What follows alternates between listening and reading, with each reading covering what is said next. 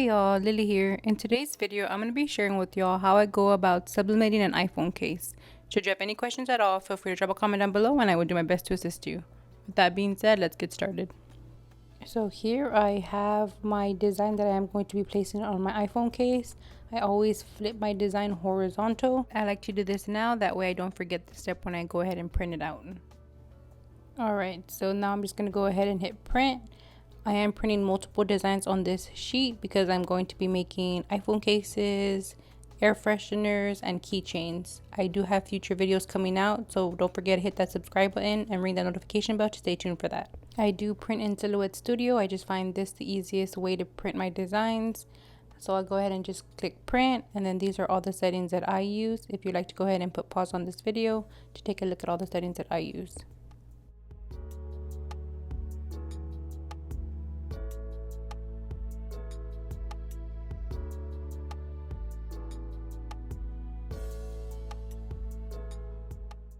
And then I will be using my Epson 2720 printer. I have a full review on this printer. I will go ahead and leave that linked right here in case you want to check that out. I mean, I'm using sublimation, so it does take a few minutes to print, so just be very patient with this process.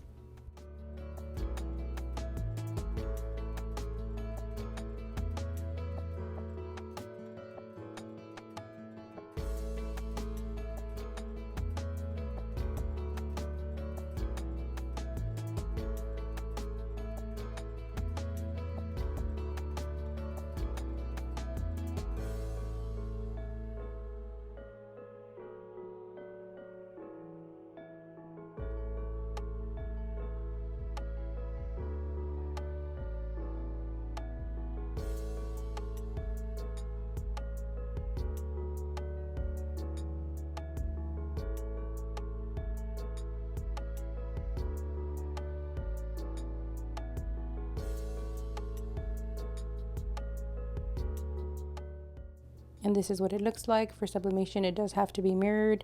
So if you're able to read your words correctly, then it is incorrect and it needs to be mirrored during the printing process.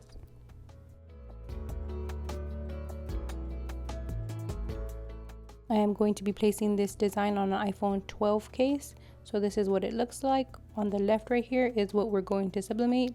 It does come with a little clear plastic on top of it. So just make sure to remove that, because it will not sublimate correctly if that little plastic is still on there. Once we have everything printed, now it's time to put it on top of the sublimation blank. So I always measure it to make sure that it is the correct size. I always like to print a little bit extra just in case, because there's nothing worse than like the white little outlines of no ink being transferred to that part of the design. I like to just fold it down just to make sure that I know where I'm going to tape and it won't move during the pressing process. And then to remove this clear little plastic, I just grab my weeding tool and then just pull it back, and then it comes off pretty simple, really easy, peels off with no hassle, no problem whatsoever. And before I place the actual design onto the sublimation case, I go ahead and just press it. This way I can get my pressure correct. I know everyone's heat press is different, but mine just has this little knob where I turn it to adjust the pressure. I do have a full review on this heat press as well. I will go ahead and leave that linked right here for y'all in case you want to check that out. So here I am just adjusting it, making sure it's to the correct pressure. I need heavy or medium to heavy pressure for this. So I'm just going to go ahead and adjust it until I feel comfortable with it. And then just be careful because it is hot. All right, now it's time to place the design. So I had all the folds already there, so I could just go ahead and slip that back in and then fold it, and then I do apply a generous amount of heat transfer tape just so that way there's no movement during the pressing process, and then it doesn't create no ghost marks. This is just a method that I found to work best for me. I know there's so many different options out there on how to press different things, but I'm just sharing with y'all what works for me. Just super simple, super quick, and super easy. And then once I feel comfortable with the amount of tape that I have, this is what it looks like, and then I'm going to go ahead and begin pressing it. So for phone cases, I normally just grab a piece of butcher paper, fold that in half. I'm just going to make sure that I flatten everything down, make sure I smooth everything out to ensure that I get the most even possible press that I can. Now all we have left to do is go ahead and press it. So I'm going to go ahead and just close this. I am pressing it at 400 degrees Fahrenheit for 60 seconds. I am using a sub paper. So this is what the instructions say for this paper. Every paper is not made the same. So go ahead and just follow whatever instructions your sublimation paper recommends. I will definitely go ahead and leave everything that I am using in this video linked down in the description box below. In case you have any questions, feel free to drop a comment down below and I will do my best to assist you in the best way possible. Alrighty then, and then once the 60 seconds are done, we're just going to go ahead and lift up the heat press panel right here. And then this is very hot. I don't know if you can see all that smoke that came out. So be very cautious, be very careful. I recommend waiting a few minutes until it cools down to remove the sublimation paper, but I have no patience whatsoever, as you can see here, and I'm going to try to remove it. I do have heat gloves that I am not using in this video. I don't know why, but I do recommend using heat gloves if you do have them to prevent any burns.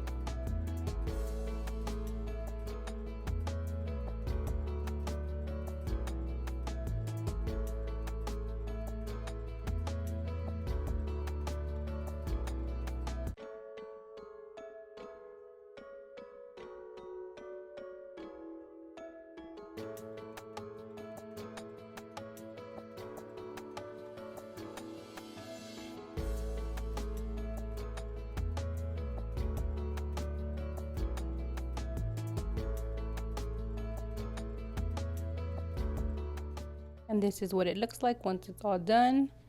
If we can see, it's very bright, very vibrant, and I love using a sub paper. It never fails to disappoint. Now I'm just going to go ahead and attach this to the phone case. So here we have the phone case, and these phone cases are very simple and easy to use.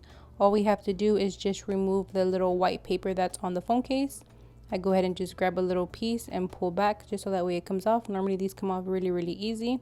And then we're left with that layer of sticky film, and then all we have to do is apply our plate onto the back of this phone case.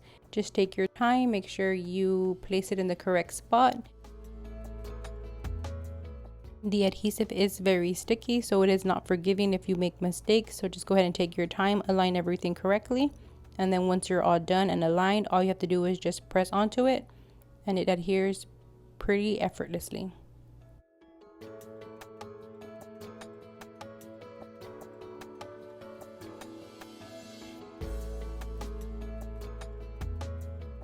And then here we have it. That is how I go about making my iPhone cases. Should you have any questions at all, if I missed anything at all, feel free to drop a comment down below and I will do my best to assist you in the best way possible. I just want to say thank you so much for taking the time to watch this video. Don't forget to hit that subscribe button and ring that notification bell. I would really appreciate it. I do have TikTok, Facebook, Instagram, and Twitter. I would greatly appreciate the support over there. Thank you so much for watching and have a great one.